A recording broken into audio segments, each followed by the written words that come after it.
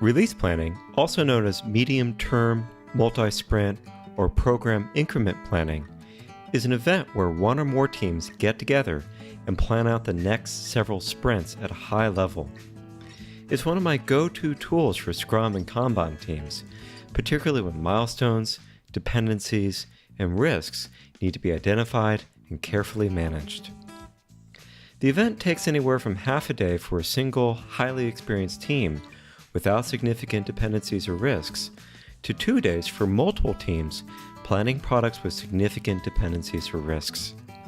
I've never worked with a team that didn't find it worth the effort.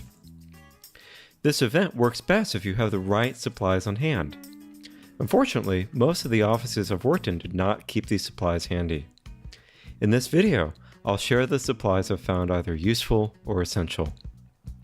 First, let's start with the essential supplies. You're going to need fine point Sharpie markers, 1 marker per participant plus spares. Markers are much easier than pens to read at a distance. Sharpie markers are reliable and last a long time.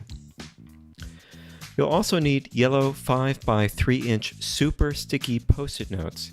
You're going to want 1 pack per team of the genuine 3M stuff. Chances are you're going to be writing dozens of backlog items on sticky notes, so stock up on this size and color. This is a good size for this purpose. The super sticky notes hold their tack much longer than generic sticky notes, so this is a worthwhile investment. You'll want some multicolored 5 by 3 inch post-it notes, also 1 pack per team. 3M only makes their 3 by 5 inch super sticky notes in their trademark canary yellow, but you'll probably want different colors of stickies to reflect different types of backlog items. There are also other brands of super sticky notes that may come in different colors, but I've not tried them. Choose the color family you like best. Multicolored 8 by 6 inch sticky post-it notes, also 1 pack per team. This size works great for indicating epics. If you're using a foam core board for your release plan, you can also use these for your sprint dates, velocity or throughput, and capacity indications. You'll want some color coding dots, 1 pack per team.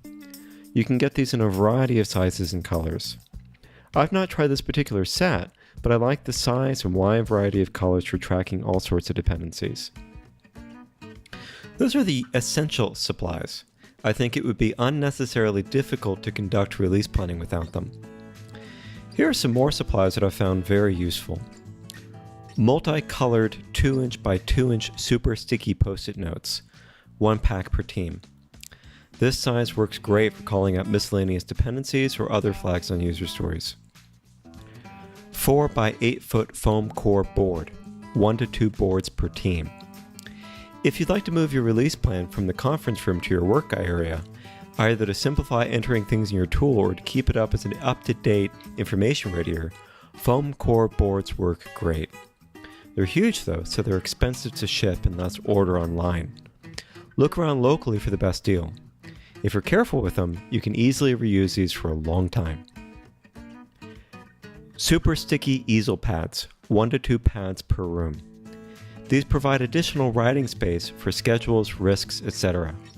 They're also an alternative to foam core boards, but due to their thinness and small size, they can be a real hassle to work with. Be sure to also get some drafting dots if you're going to take this approach. Drafting dots, you're going to need 1 pack per team or room. These are roughly 1 inch circles of masking tape that dispense quickly. They work great for holding runaway sticky notes in place. They also work well if you've printed your backlog items on paper. Although nothing's perfect, these are generally pretty gentle on painted surfaces and foam core boards, especially when they don't stay up there for too long. Blue painter's tape, 1 to 2 rolls per team. Thin painter's tape works well for drawing lines on foam core boards. It's probably fine for short-term use on walls too, but likely not a great idea to use on whiteboards long-term. You might consider a technician's tool pouch and have 1 pouch per coach or scrum master. It sounds silly, but some of the best coaches I know wear one of these when facilitating events. They can hold markers, sticky notes, and even rolls of tape. You'll always have what you need immediately at hand when things are busy. Lastly, you might consider getting a digital camera. One per location is usually enough. Phones generally work fine, but a high-quality, high-megapixel digital camera can make photos of your release plan easier to read when you review them later. Well, there you go. Those are the supplies that I found most useful when doing release planning. What have you found useful?